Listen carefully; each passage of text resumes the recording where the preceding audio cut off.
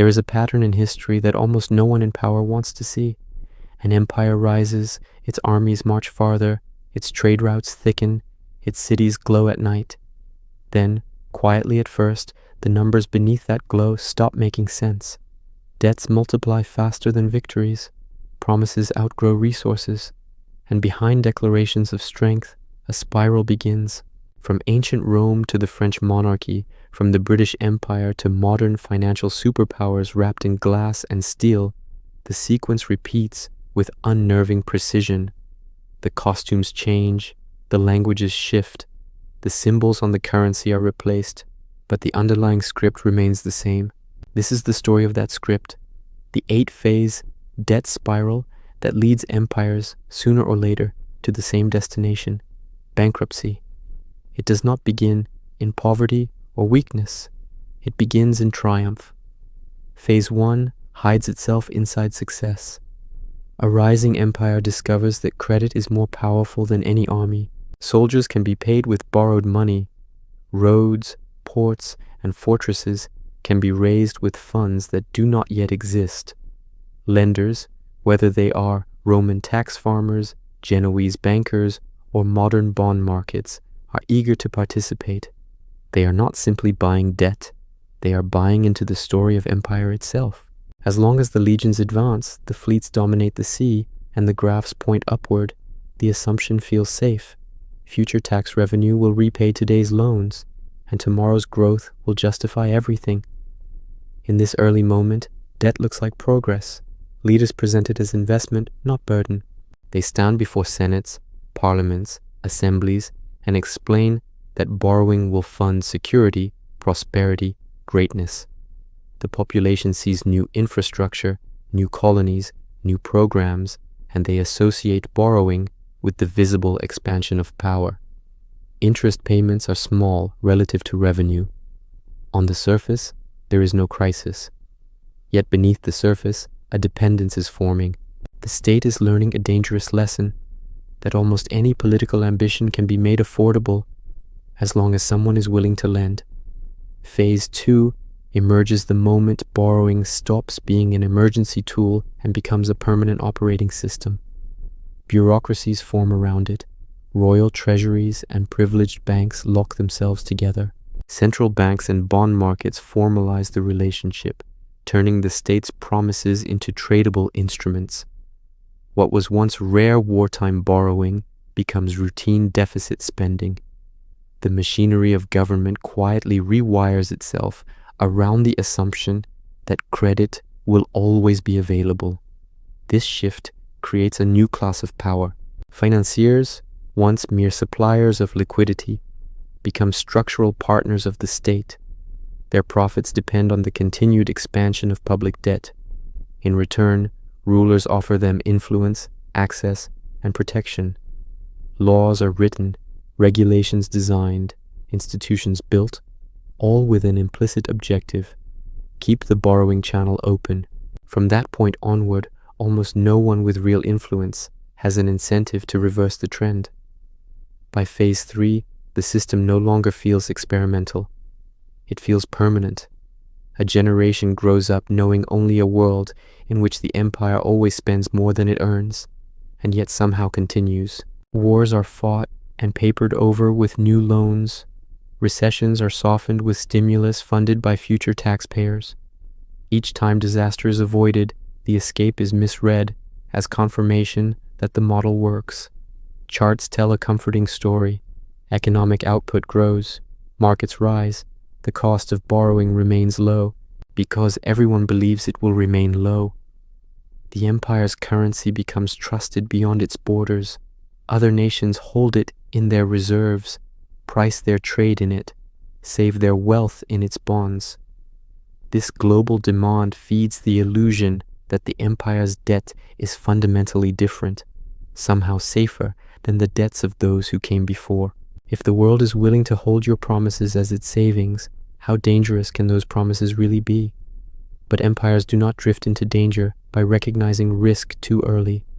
They drift into danger by redefining risk as stability. In quiet rooms inside ministries and treasuries, the same argument repeats. We have tools they did not have. We understand the system better than they did. This time is different. Yet the arithmetic has not changed. Obligations are growing faster than the capacity to meet them. Interest, which once occupied a small line on the budget, begins to expand. More and more of tomorrow's income is pre-assigned to yesterday's decisions. This is the point where the 8-phase debt spiral becomes more than a metaphor. It becomes a structure. Politicians discover that every hard choice, raising taxes, cutting spending, confronting entrenched interests, can be delayed with one simple move: issuing more debt. Voters discover that they can demand benefits without accepting equivalent costs, at least for now. Markets discover that downturns can be cushioned by public intervention. The entire political and economic culture learns, step by step, to trade long-term stability for short-term comfort. The spiral tightens, almost invisibly. From the outside, the empire may still look invincible. Its armies still deploy. Its corporations still dominate rankings. Its currency still anchors international trade.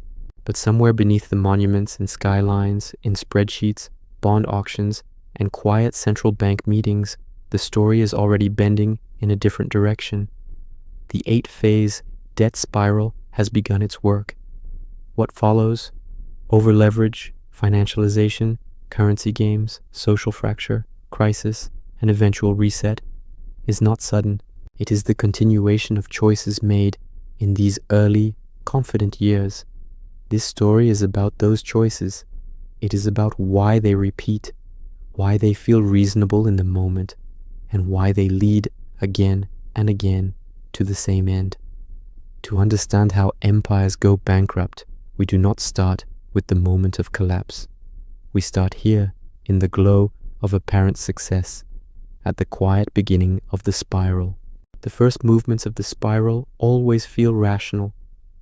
In the early decades of ascent, when victory follows victory and trade routes widen, borrowing appears not as a danger, but as a multiplier. Rome in the late Republic could point to newly conquered provinces and say, with confidence, that their tributes would pay for the costs of conquest. Early modern monarchies could point to their colonies and assure creditors that silver, sugar, and spices would cover the interest. Contemporary powers speak of innovation, productivity, and globalization. The language changes, but the pitch is the same. Today, S-debt will be insignificant compared to tomorrow. S-wealth. This is the essence of Phase 1, expansion through borrowed confidence. Debt is justified as an engine of growth. A young empire or a state transforming itself into one faces enormous upfront costs: fortifications, fleets, administrative systems, education, infrastructure. Taxation alone cannot provide this capital quickly enough without provoking resistance. Credit solves the problem. It pulls future income into the present, allowing the state to accelerate history. Each successful investment reinforces belief in the model. If one borrowed campaign brings rich new territory, then borrowing for the next campaign feels not only safe, but prudent. Yet beneath this surface logic lies a subtle shift. The state is no longer living solely within the boundaries of current production and savings. It has begun to consume a portion of its own future. As long as growth outpaces obligations, the strain is invisible. But an expectation has been implanted into the system. The expectation that expansion is normal, that each generation will inherit more than the last, and that credit is the natural extension of destiny. That expectation hardens in Phase 2, when debt becomes institutional rather than occasional. The apparatus of empire builds itself around borrowing. In Rome, senators deep in politics also hold large positions as creditors, lending to cities and provincial elites who depend on imperial favor for their own survival. In early modern Europe, kings grant special charters to banks, granting them monopolies and privileges in exchange for reliable war finance. In the 19th and 20th centuries, Central banks, bond markets, and ministries of finance professionalize this arrangement, turning the state's promises into the backbone of a complex financial ecosystem. Once that ecosystem exists, it develops its own momentum. Government bonds become the foundation of pension funds, insurance companies, commercial banks. Regulations label them as safe assets, encouraging institutions to hold them in large quantities. Politicians, knowing that their own banking sectors are deeply intertwined with the state's balance sheet, become even more committed to never allowing a default. Debt, in this configuration, is no longer a temporary measure. It is the core collateral of the entire system. At this stage, the spiral gains its first real defender, the belief that stability depends on perpetual borrowing. When deficits rise, the argument is not simply that they are manageable, but that they are necessary for the health of the economy. Cutting them is presented as reckless, even dangerous. Financial markets, trained by decades of intervention, often respond negatively to any sign that the state might withdraw support. The structure has inverted. Instead of finance serving the needs of the state now serves the needs of finance. This inversion prepares the ground for Phase 3, the illusion of permanence. A generation that has never seen the system truly fail begins to treat it as a law of nature. Children grow up in cities illuminated by borrowed money, educated in schools funded by borrowed money, protected by militaries whose logistics and technology rely on borrowed money. They do not see the bond auctions or central bank meetings. They see only the surface, continuity.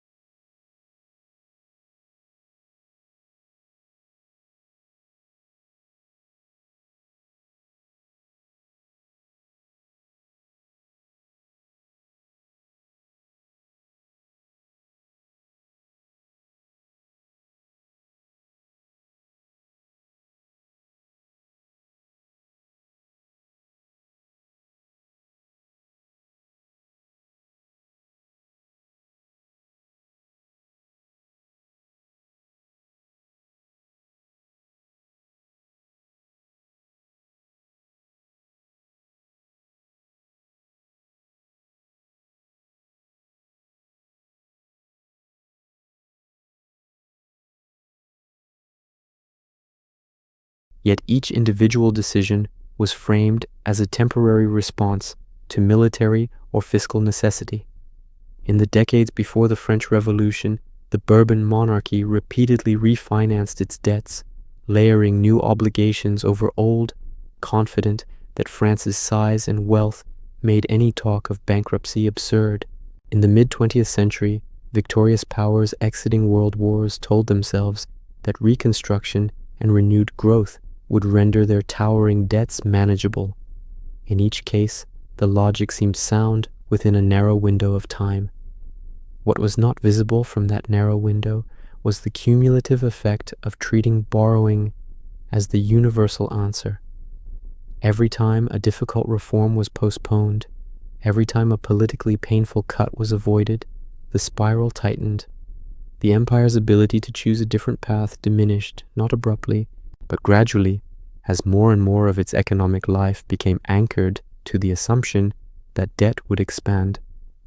It is in this environment that the seeds of Phase 4 are usually planted.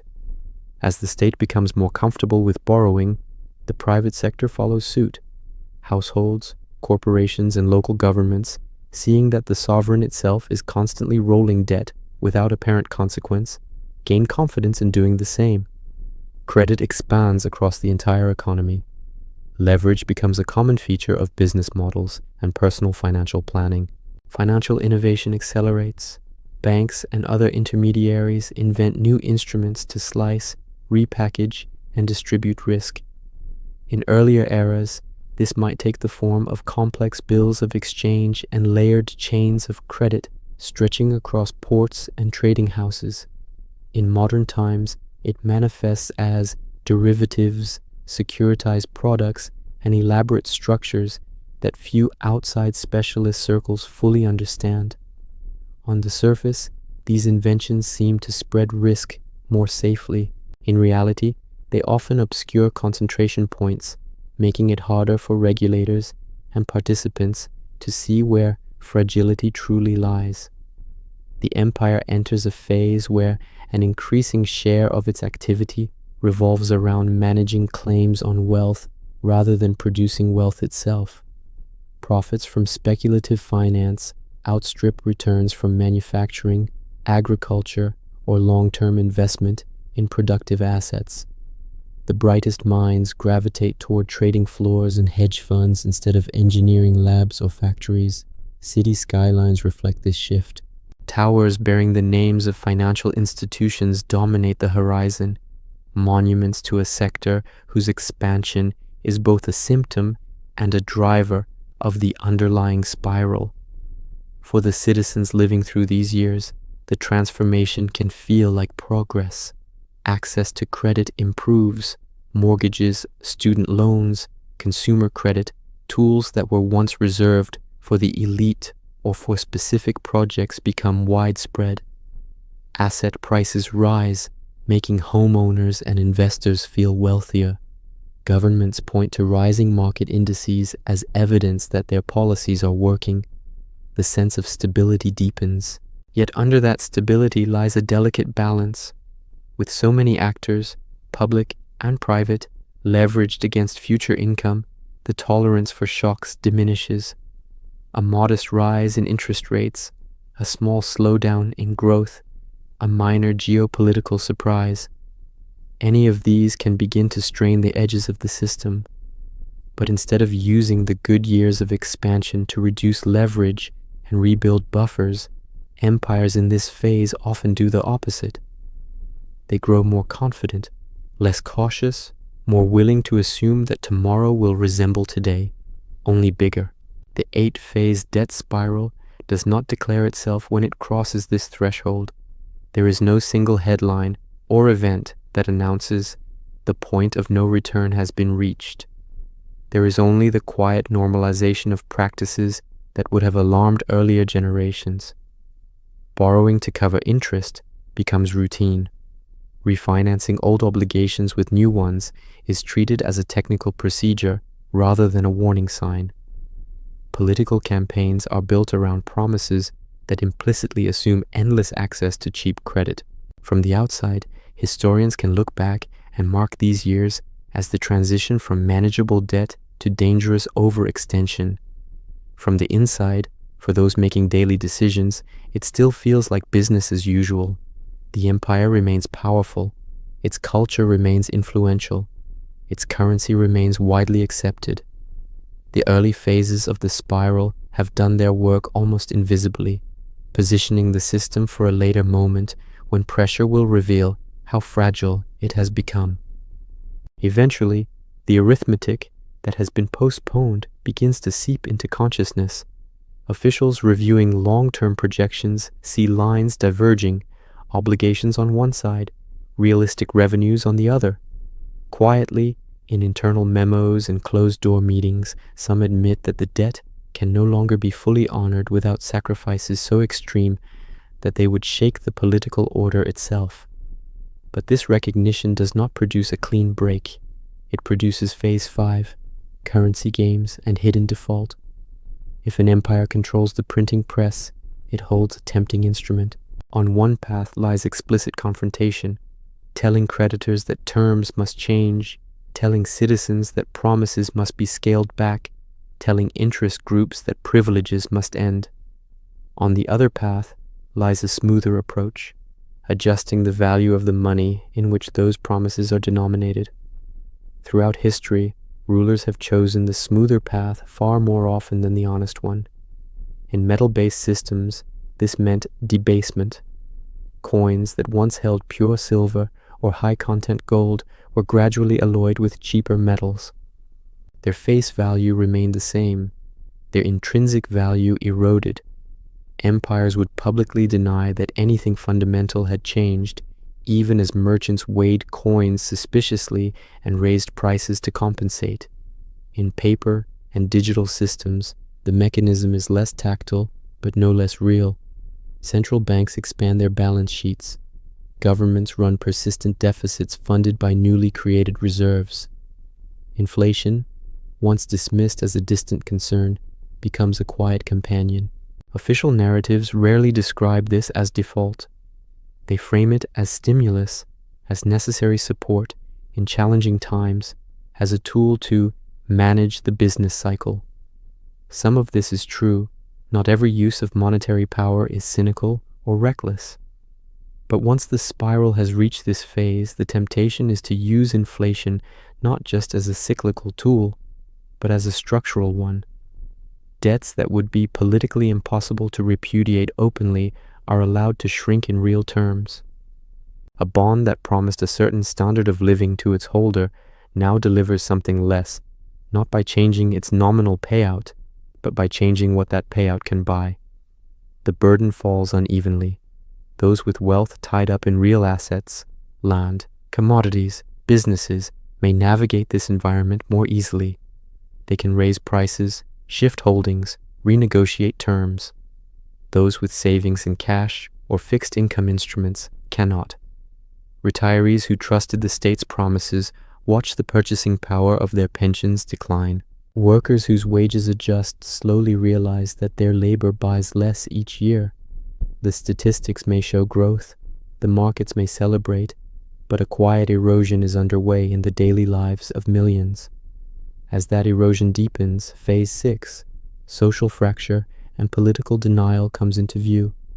The spiral, which began as a fiscal and financial phenomenon, becomes a social one. Inequalities that were previously tolerated become intolerable. The perception, often accurate, is that those closest to the centers of power are better insulated from the consequences of the empire's choices. Financial institutions are rescued when they stumble. Large corporations find ways to navigate new rules. Politically connected groups secure exemptions and protections. Ordinary citizens, by contrast, face rising costs, uncertain employment, and the slow collapse of once stable expectations. Resentment grows, but it rarely focuses on the debt spiral itself, because few see it clearly. Instead, blame scatters. One faction identifies foreigners as the problem, arguing that outsiders have exploited the empire's generosity or stolen its jobs. Another faction targets the wealthy, condemning them as parasites who hoarded the gains of expansion and shifted the losses onto everyone else. Still others blame the poor or marginalized, accusing them of draining public resources. The language hardens. Compromise becomes more difficult. In this atmosphere, politics shifts toward extremes. Movements arise promising to reverse decline with dramatic, simple measures. Default on foreign creditors, seize assets, close borders, tear up treaties, print money without restraint, abolish taxes, or expand them punitively. Each promise carries hidden costs, but in a climate of frustration, nuance rarely wins. Traditional parties, implicated in decades of incremental decisions that built the spiral, struggle to defend a system that no longer delivers. The ruling class, for its part, oscillates between denial and alarm. On some days, leaders insist that fundamentals remain strong, that temporary turbulence should not be confused with structural fragility. On other days, when markets wobble or protests swell, they warn of dire consequences if their policies are not followed.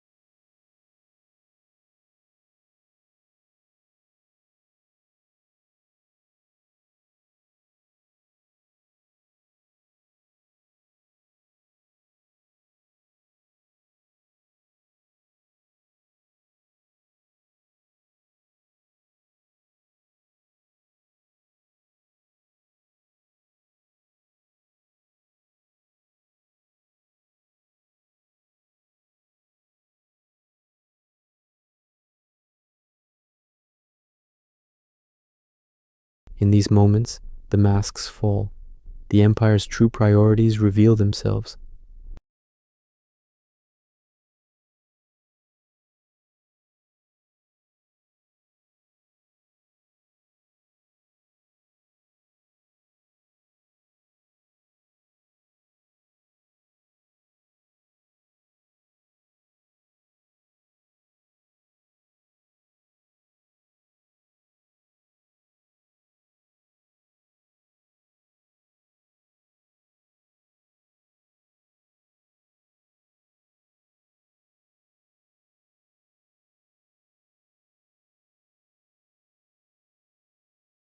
Confidence, once considered an intangible abstraction, suddenly becomes brutally concrete. A failed bond auction, a rush to withdraw deposits, a sharp devaluation. These are the visible manifestations of a trust that has finally snapped. When that snap occurs, phase 8, default, fragmentation, and reset begins. Default may take the form of explicit legal declarations, restructuring agreements, haircuts for bondholders, moratoria on payments. It may take the form of runaway inflation that renders existing debts meaningless in real terms.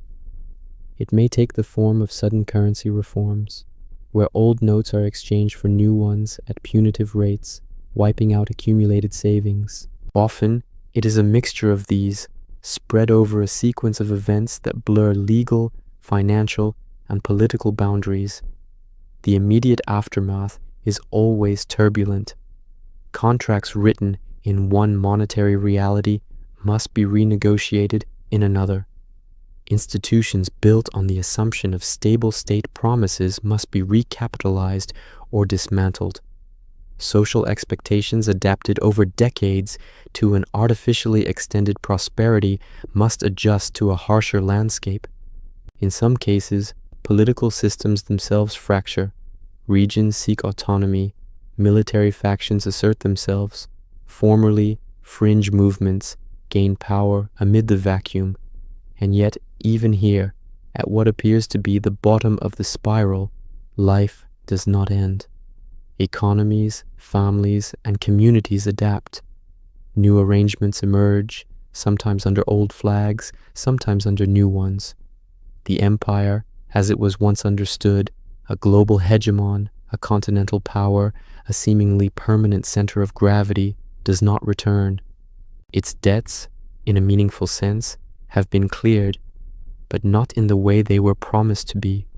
They have been paid through inflation, through loss of status, through a reduction in living standards, through the dissolution of institutions that once seemed untouchable. For historians looking back, the pattern is legible. For those living through it, it feels chaotic. What unites both perspectives is the realization that the spiral was not the product of a single decision or a single villain. It was the accumulation of choices to delay, to soften, to avoid confronting the basic reality that no empire, however powerful, can borrow indefinitely against its future without eventually reaching a limit it cannot negotiate away.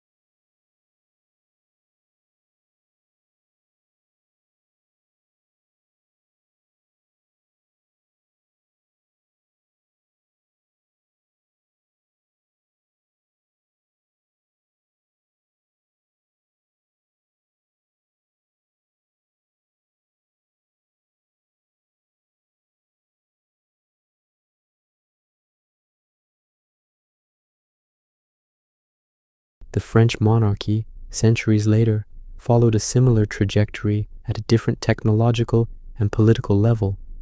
Wars of prestige and competition, grand palaces and courtly extravagance, a complex and unjust tax system that shielded the privileged. Together, they built a fiscal trap. By the 1780s, interest on the crown's debt consumed a vast share of revenue. Attempts at reform collided with entrenched elites who had grown rich in earlier phases of the spiral. Louis XVI's ministers were not ignorant. They were trapped. They faced the same cruel menu that every late-stage empire eventually confronts: raise taxes and risk revolt, cut spending and expose weaknesses, default and shatter credibility, or inflate and quietly punish savers. In their hesitation, events outran them. The spiral did not simply end in bankruptcy, it ended in revolution. The British Empire's story, too, bends toward the same shape. At its zenith, London was the financial heart of the world, and sterling was the currency other nations held for safety. British government bonds were considered among the most reliable assets on earth. Wars were financed on that reputation, from Napoleonic battles to the trenches of the First World War. Victory, however, did not erase the ledger, it intensified it. Twice, in the 20th century, Britain emerged from global conflict militarily victorious but financially weakened, maintaining a sprawling imperial system, sustaining a welfare state at home, defending the currency abroad. Each demand seemed reasonable when considered alone. Together, they exceeded what the underlying economy could support. The post-war decades brought a sequence of crises that forced Britain to make the choices every overextended empire eventually faces: devaluations, negotiations with international lenders, painful austerity measures. Each step chipped away at the image of unquestioned power. There was no dramatic single moment when the map changed overnight. Instead, there was a slow recognition that the center of gravity had shifted. The reserves, the trade flows, the military reach all signaled that the age of British primacy had passed. The spiral had claimed another hegemon, not by destroying it entirely, but by reducing its role. Modern superpowers operate with far more complex instruments, but they are subject to the same basic laws.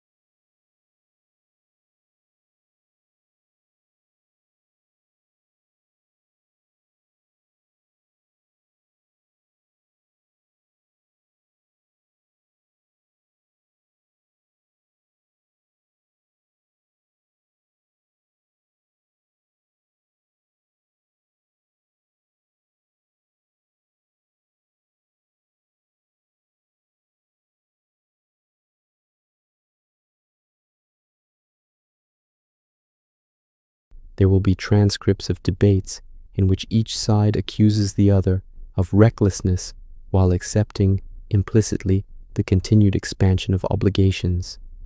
There will be speeches promising that new technologies, new industries, or new forms of cooperation will make old arithmetic irrelevant. The language will be new, the structure will not. The question that haunts the present is therefore not whether the 8-phase debt spiral exists, but whether it can be recognized in time to be altered. Breaking the pattern does not require perfection. It does not demand the absence of debt or the elimination of risk.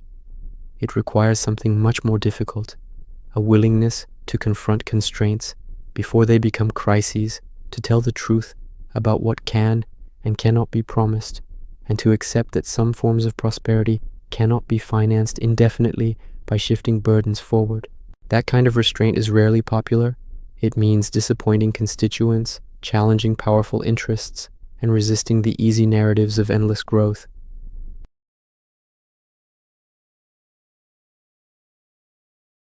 It means designing institutions that make it harder, not easier, to slide into phases 4, 5, and 6. It demands courage from leaders and patience from citizens, qualities that are always in shorter supply than the capacity to borrow. Yet the alternative is visible in the ruins and records of those who chose otherwise. Behind every collapsed currency, every repudiated bond, every abruptly abandoned outpost, there were once confident assurances that the system was sound. Behind every abrupt tightening of belts, there was once a long period when tightening would have been easier, but was judged unnecessary. The spiral is merciless in this regard. It punishes delay far more harshly than early action. There is one final irony at the heart of the 8-phase debt spiral. The very tools that allow an empire to grow beyond its immediate constraints, credit, complex finance, a trusted currency, are the same tools that, if misused, accelerate its descent. Power and fragility emerge from the same instruments. A bond can fund a bridge or a war. It can connect generations in a productive chain or bind them to promises that can never be kept. A central bank can stabilize or it can anesthetize. The difference lies not in the mechanisms themselves, but in the discipline with which they are used. In the end, the spiral is less a story about numbers than about character.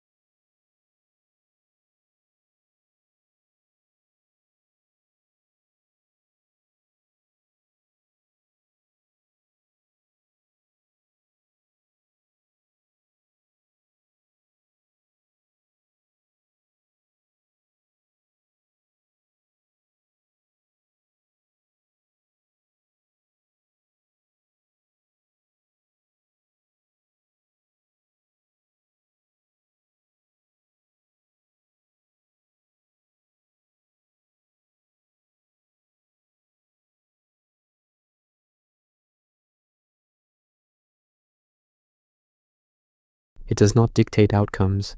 It illuminates paths. Every empire, standing before the instruments of modern finance, must decide how far down that path it is willing to go. Every generation, inheriting promises made by those before, must decide whether to add to them blindly or to question them honestly. History records what those choices were. The ruins of past empires and the volatility of present markets testify to how often the easier path was chosen. The spiral continues, phase by phase, empire by empire, waiting to see who, if anyone, will finally learn from the pattern written in the balance sheets of the past.